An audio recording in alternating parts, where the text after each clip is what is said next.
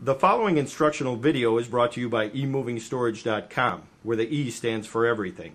Today we're going to show you how to pack your kitchen the right way. Here's what you'll need to get started. First, you'll need to get dish packs, which are special double-walled boxes that provide more protection than your typical single-walled box. You'll also need to get newsprint, which is basically newspaper that hasn't been printed on. That's what you're going to wrap your items with. Then empty your cupboards and place them on your workspace, whether that's a countertop or, in our case, a dining table. Now let's get started. First, you want to wad up 3 to 4 inches of newsprint and place it in the bottom of your dish pack for a buffer.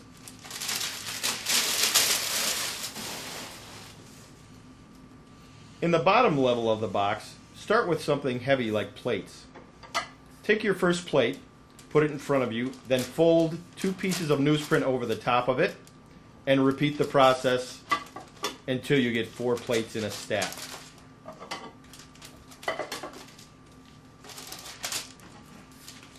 At this point, fold in the 2 sides like wings and roll the bundle of plates away from you. You should have a nice tight bundle of 4 plates in one grouping. At that point, stick the bundle in the bottom of the box, and here's the important part. Stand the dishes up. Never lay them flat. Use the same process when dealing with bowls and smaller plates, using paper in between and stacking to make a bundle until you fill the bottom of your dish pack.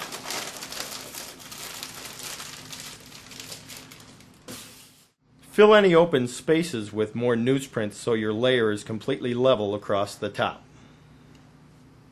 Your second level is probably not going to have dishes in it because 2 levels of dishes is going to make the dish pack too heavy and unmanageable. You probably want to use small appliances like toasters or crock pots, things like that, that you can wrap up and place in your second level. As with your first level, wad up 3 to 4 inches of newsprint and create a buffer between your bottom level and your second.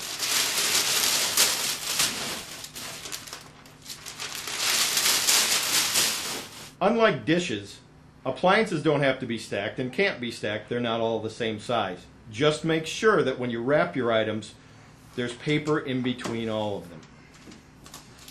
When in doubt, use more paper.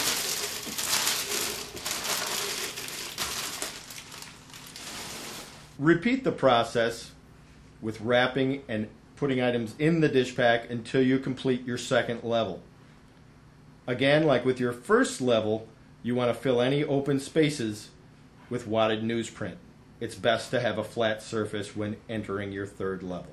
Now let's move on to the third level, which is generally your most fragile level, where you have wine glasses, coffee cups, and other breakable glasses. As with the other 2 levels, you want to have 3 to 4 inches again of newsprint wadded up as a buffer.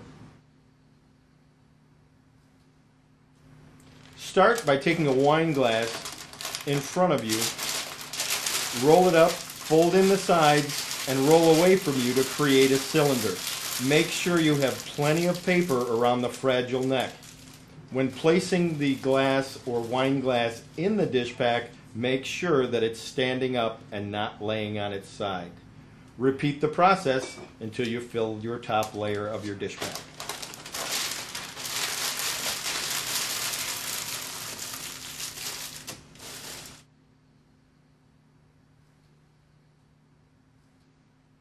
Once your top layer of the dish pack is done, finish off the dish pack with more wadded newsprint so there's no rattle. Then close your dish pack up and seal with carton sealing tape. At this point, you're ready to mark your box with its contents. When marking your boxes, use a permanent marker, tell what room it came out of, K for kitchen, and then a brief description of what's in the box: dishes, small appliances, and glasses.